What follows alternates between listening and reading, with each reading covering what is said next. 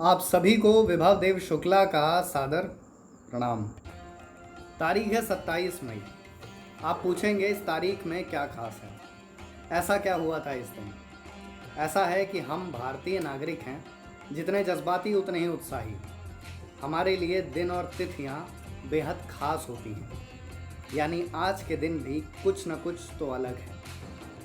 देश के पहले प्रधानमंत्री पंडित जवाहरलाल नेहरू की पुण्यतिथि। नाम ऐसा है जिसके चलते लोग कहेंगे कि वीडियो घोर राजनीतिक और सैद्धांतिक है, लेकिन भरोसा कीजिए मित्रों, हमारी बहस का राजनीति से संबंध जरा कम ही रहता है। न तो हम नेहरू जी को किसी चीज़ के लिए दोषी ठहराएंगे और न ही उनके द्वारा किए गए कार्यों के तारीफों की पुल बनाएंगे। अपना एजेंडा एकदम तय है, क्योंकि उनकी पुण्यतिथि है, इसलिए जिक्र उनके जीवन के किस्से का है। एक ऐसा किस्सा जिसका जिक्र महज 3 किताबों में मिलता है, इसके अलावा और कहीं भी नहीं। जी हाँ, गूगल पर भी नहीं। सबसे पहले पंडित नेहरू की आत्मकथा में, दूसरा सीताराम चतुर्वेदी की मदन मोहन मालवीय में, और तीसरा मंजूमन की महामना पंडित मदन मोहन मालवीय में। 2 बार महामना का नाम आ चुका है, लिहाजा अंदाज़ा लगा लीजिए कि कहानी में एक नहीं बल्कि 2 किरदार हैं। साल था 1924 और शहर था प्रयागराज या इलाहाबाद। आपकी जैसी श्रद्धा वैसा समझ लीजिए। पंडित नेहरू कोकोनाडा से लौटे थे। ठंड का समय था और इसी साल प्रयागराज में अर्धकुंभ का आयोजन होना था। अर्धकुंभ के मायने थे हजारों लाखों श्रद्धालुओं की भीड़, एक साथ हजारों लाखों लोगों का गंगा, यमुना और सरस्वती के संगम पर स्नान। तंबुओं की नगरी सज गई थी। अखाड़े, साधु, तपस्वी, श्रद्धालु सब अपने हिस्से का पुण्य कमाने के लिए तैयार थे। लेकिन अचानक हालातों ने करवट ली। अमूमन ठंड के दौरान गंगा नदी का मिजाज हल्का ही रहता है, लेकिन इस वर्ष लहरों के तेवर अलग थे, जिसके बाद अंग्रेजी हुकूमत ने स्नान पर रोक लगा दी। जैसे ही महामना को इस आदेश की जानकारी मिली, वह क्रोधित हुए। हर एक्शन का रिएक्शन स्वाभाविक है, इसलिए अंग्रेजी हुकूमत के इस एक्शन का रिएक्शन होना ही था।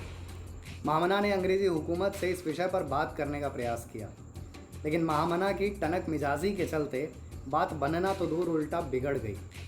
महामना जितना भला बुरा कह सकते थे, सब एक बार में झोंक कर चले आए और तय किया कि स्नान तो होकर रहेगा। पंडित नेहरू को भी पूरे प्रकरण की जानकारी हुई और इतना कुछ होने तक वह भी समझ चुके थे कि समीकरण कभी भी बिगड़ सकते थे।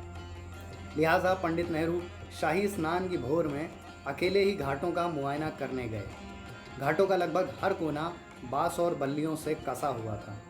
जहां नज़र जाती वहां फिरंगी पुलिस, भारी संख्या में घुड़सवार पुलिस भी मौजूद थी। इतना कुछ देखकर पंडित नेहरू मौके से लौट आए, लेकिन इतना कुछ देखकर वह समझ चुके थे कि बवाल होकर रहेगा। शाही स्नान का वक्त आया। महामना 200 से अधिक स्वयंसेवकों के साथ त्रिवेणी के घाट पर पहुंच गए। कुछ ही देर में पंडित नेहरू भी आए। सभी एक साथ संगम की रेत पर बैठ गए। सत्याग्रह शुरू हुआ। जब धीरे धीरे सुबह गुजरी और दिन आ गया, सूरज का ताप बढ़ा, नर्म रेत भी जलने लगी। बैठना मुश्किल हो गया। एक तरफ सैकड़ों सत्याग्रही व्याकुल हो रहे थे, तो दूसरी तरफ अंग्रेजी हुकूमत की सजी धजी पुलिस पागल हो रही थी। पंडित नेहरू समझ गए बहुत देर तक ऐसे नहीं चलने वाला है, कुछ कदम आगे बढ़ना ही पड़ेगा। तभी घुड़सवार पुलिस को भी कानों में फुसफुसाते हुए कुछ आदेश मिले। पंडित नेहरू ने पूरे दृश्य का चित्रण कर लिया कि भागने और भगाने का नज़ारा कैसा होगा। फिर भी पंडित नेहरू ने मन के भीतर मौजूद सारी हिम्मत सहेजी और लगा दी छलांग बांस और बल्लियों के ऊपर। तभी किसी ने उन्हें देश का झंडा भी थमा दिया। खड़े खड़े मामला अंग्रेजी हुकूमत के हाथ से रेत की तरफ फिसल गया और पंडित नेहरू ने संगम में डुबकी लगा दी। एक्शन ही खत्म नहीं होता है। महामना भी पंडित नेहरू के ठीक बगल में बैठे थे और वह ऐसे अवसरों पर शांत बैठने वाले जीवों में नहीं थे। महामना की उम्र उस वक्त 62 या 63 साल थी, लेकिन फिर भी वैचारिक क्रांति किसी नौजवान से कम नहीं थी। किसी के मूर्छा संभालने से पहले ही घुड़सवार पुलिस से भिड़ गए। न खुद की फिक्र की और न ही उम्र की चिंता। फिरंगी हुकूमत के घोड़े को धक्का लगाते हुए लगा दी छलांग संगम में। महामना के लिए पंडित नेहरू अपनी आत्मकथा में इस घटना का जिक्र करते हुए लिखते हैं, the feat performed by Malaviya ji was difficult even for an ordinary person, and it was really a matter of wonder to exhibit that ability at such an advanced age. सरल भाषा में कहा जाए तो जो कर तब उस वक्त महामना ने दिखाया वह शायद कोई नौजवान भी न कर पाता। लेकिन यह किस्सा इस बात की असल मायनों में नज़ीर है कि पंडित नेहरू और महामना अपने पंथ और अपने धर्म में अपनी आस्था को लेकर कितने ईमानदार और कितने जज्बाती थे।